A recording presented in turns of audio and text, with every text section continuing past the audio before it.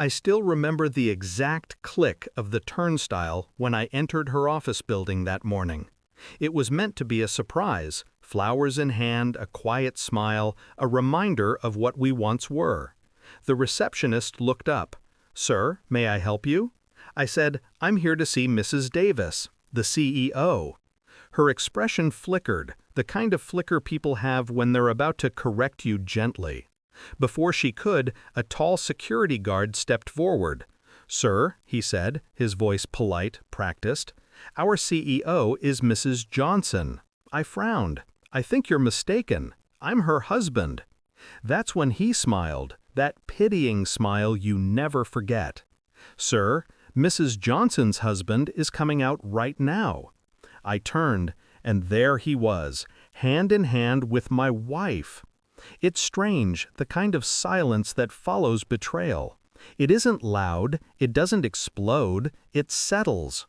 Quietly, like dust after a collapse. I didn't storm in, I didn't shout, I just stood there and watched them walk out. Her eyes froze when they met mine. She whispered something to him, something like, "I'll handle this."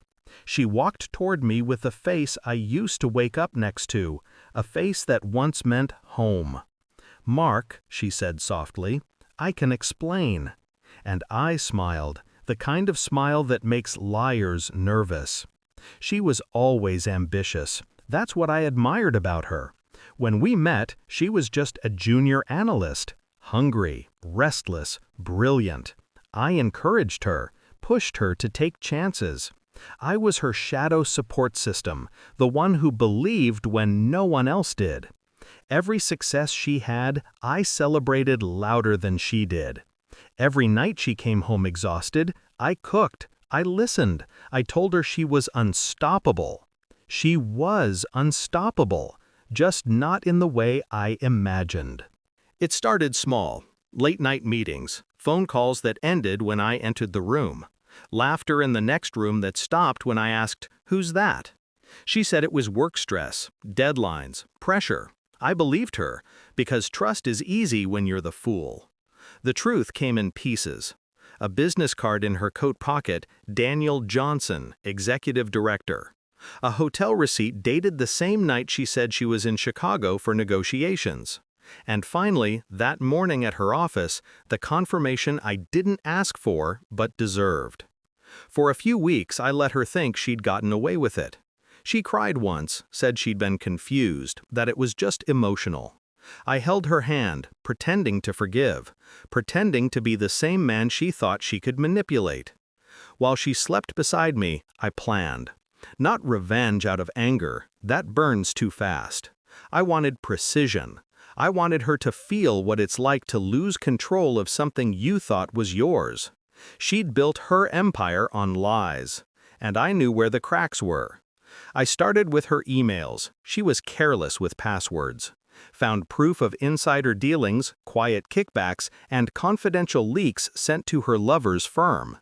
I didn't confront her. I archived everything, quietly. Next came the finances. Our joint accounts, her hidden ones. She never noticed the slow withdrawals. By the time she did, the money had already been rerouted through a trust in my name. Then came the final touch, a small anonymous tip sent to the board of directors, attaching those archived emails. Timing is everything. I sent it the same day she was meant to announce a merger, the one that would make her Mrs. Johnson CEO of the year. The news broke faster than I expected. Leaked documents, ethical violations. The board moved quickly. They always do when their reputation's on the line. By noon, she was escorted out of the building. The same guard who once stopped me watched her go. Daniel tried to defend her. That was the sweetest part. He had his own secrets buried in those emails, enough to sink him too. They called it collusion. I called it symmetry. The night she came home after it all fell apart, she didn't look like the woman I married. Her hair was undone, her confidence gone. She just stood there, hollow-eyed, asking why. I poured her a glass of wine and said, "Because you taught me how to play your game." She cried, called me a monster. Maybe she's right, but monsters are made, not born. A month later, I visited the same building again. No flowers this time, just curiosity. A new sign gleamed outside, Johnson Enterprises, under new management. Daniel wasn't in charge anymore. The board replaced him, too. I heard he sold everything and left the country. She filed for divorce. I didn't contest it, but I did make sure she walked away with nothing. Not because I needed the money, but because she needed to understand the cost of betrayal isn't paid in dollars. Sometimes I replay that morning in my head, the guard, the smile, the moment she thought I'd just walk away. But I didn't. I played along. And in that pretense, I found power. She thought she could rewrite her story, erase me from it. Instead, I rewrote hers, line by line, quietly, completely. Now, when I pass by that building, I still see her reflection in the glass. The ghost of a woman who once believed she could outsmart the man who built her throne. I didn't destroy her. I simply returned what was hers. Her lies, her downfall, her name, stripped of everything but the truth.